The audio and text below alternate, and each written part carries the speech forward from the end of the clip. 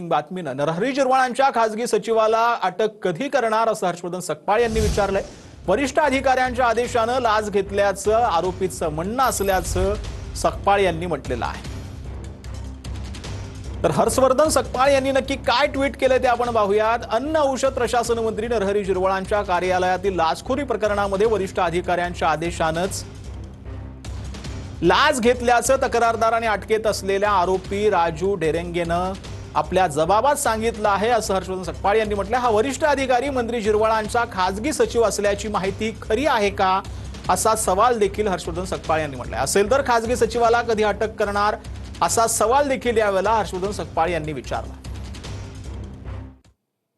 तर अजितदादांना कामानिमित्त विदर्भातील अनेक नेते फोन करायचे रोहित पवारांच्या दाव्यावर भाजपचे नेते परिणय फुकेंनी हे वक्तव्य केलं।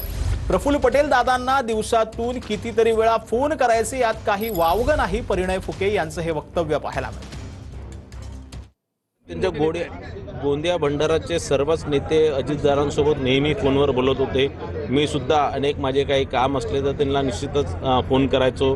प्रफुल्लभाई त्यांच्या पक्षाचे राष्ट्रीय कार्याध्यक्ष आहेत आणि प्रफुल्लभाई आणि पटेल साहेब आणि ते मला वाटतं दिवसातनं 50 वेळा बोलत असतील, तर त्यांचाही फोन गेला असणार। तर त्यात काही असं काही खूप काही नवल नाही आहे किंवा खूप काही असं वावगं नाही आहे। तर तुम्ही 6000 मतांनी निवडून आला, तुमच्याकडे 1.5 आमदार तरी आहेत का? जयंत पाटलांच्या टीकेला सदाभाऊ खोत यांनी प्रत्युत्तर दिलंय। जयंत पाटलांनी फडणवीस एकनाथ शिंदेंचा आदर्श घ्यावा असं सदाभाऊ खोतांनी म्हटलंय। 137 मतांनी निवडून आलेले लोक किती जोरात बोलतात बघूया असं देखील जयंत पाटील यांनी म्हटलं। 137 मतांनी निवडून आलेली लोक किती जोरात बोलतात बघू आपण। एका मताचा विजय काय आणि 1000 मताचा विजय काय?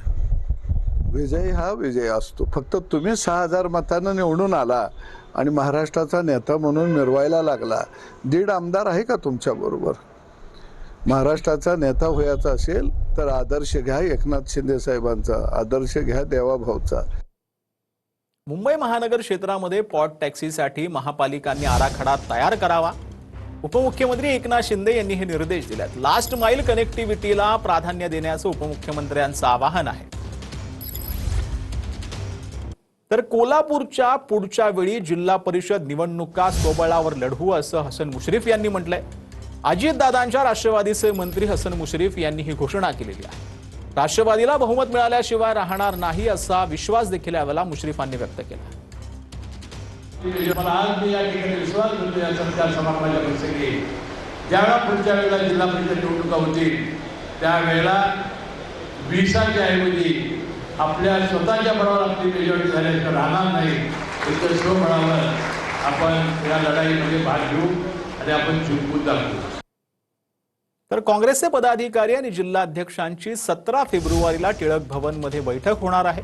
प्रदेशाध्यक्ष हर्षवर्धन सकपाळ यांच्यासह वरिष्ठ नेते पदाधिकाऱ्यांना मार्गदर्शन करणार असल्याची माहिती आहे।